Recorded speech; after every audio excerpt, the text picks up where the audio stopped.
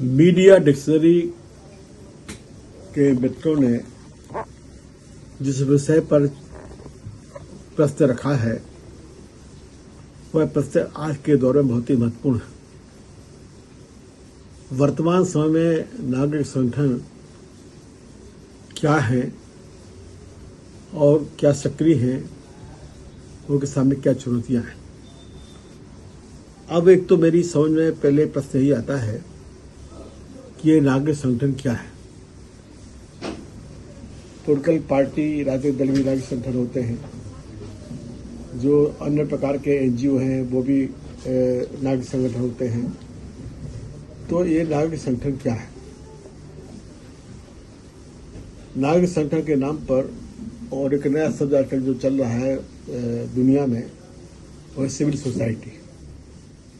तो इस civil society के नाम पर एक ऐसा वर्ग तैयार किया गया है जो अपने सुविधापूर्वक कुछ स्थानीय या छोटी समस्याओं को उठा सके और सरकारें उनके प्रति रिएक्ट करें।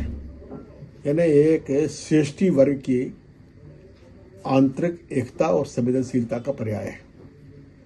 ये जो नागरिक संगठन कहलाते हैं, इनका दूसरा एक और सवाल है कि इनके मुद्दे क्या होते हैं, इनकी संवेदनाएं कैसी होती हैं, वो इनके वित्तीय स्रोत क्या है। मुझे इन तीनों ही सवालों का उत्तर ठीक से नहीं मिल पाया। सिविल सोसाइटी के बारे में मैं बहुत सोचता हूँ।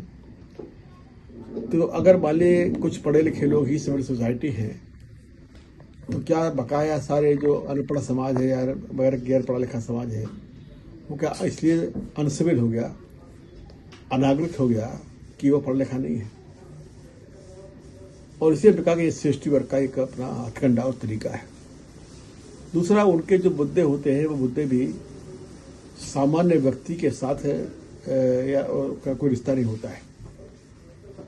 और आमतौर पर मैं देखता हूँ कि इनके जो मुद्दे हैं वो मुद्दे अपनी देशज जरूरत के अलावा जो बाह्य आर्थिक शक्तियों के मुद्दे होते हैं वो ज़्यादा होते हैं।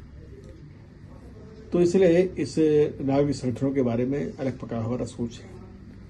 मैं तो ऐसा मानता हूँ कि सही मायने में कोई नागरिक संगठन अगर है तो राजनीतिक संगठन होते हैं, और जो पार्टियां विचारधारा के लिए काम कर रही हैं वो पार्टियां नागरिक संगठन हैं। इनके सामने जो समस्याएं हैं वो समस्या अलग प्रकार की हैं। जो आम जनमत है देश का वो बिगड़ा हुआ है। वो पैसे से, धर्म के नाम से, जाति के नाम से वोट करता है, शराब के नाम पर वोट करता है, और जो अपनी समस्याएं हैं उन समस्या को भूल जाता है। एक नया प्रकार का सोच पैदा किया गया है कि हमें कुछ नहीं मिलना है, 5 साल जो जाएगा वो कमाएगा, तो हम तो वोट के दिन जितना मिल जाए वो हमारा है। तो ये मान के लोग जो है वो उनका इस्तेमाल करते हैं, और राजनीति वाले लोग काला धन ला के उनको पैसा बांटते हैं, और मतदाता पैसा लेके उनको अपना वोट या समर्थन देता है। तो राजनीतिक दलों को अगर हम नागरिक संगठन माने, और मानना भी चाहिए, तो उनमें एक प्रकार का बिगाड़ आया है, राजनीति में बिगाड़ आया है। अब इसको सुधारने के क्या तरीके हों? मैं समझता हूँ कि इसके लिए एक तो व्यक्तिगत स्तर पर भी सहारा करना पड़ेगा। जो महात्मा गांधी कहते थे कि सत्याग्रह की शुरुआत खुद से करना चाहिए, इसके बाद फिर समाज, परिवार, फिर सरकार। तो ये जो शुरुआत है, शुरुआत खुद से हो, एक बात। दूसरी बात की राजनीति के लिए शुद्ध करने का प्रयास होना चाहिए।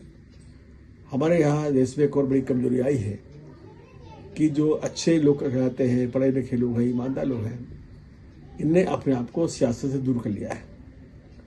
तो गंदगी अगर समाज में है या देश में है या दुनिया में फैली है, तो उससे दूर रहने से गंदगी दूर नहीं हो जाएगी, वो तो और बढ़ेगी।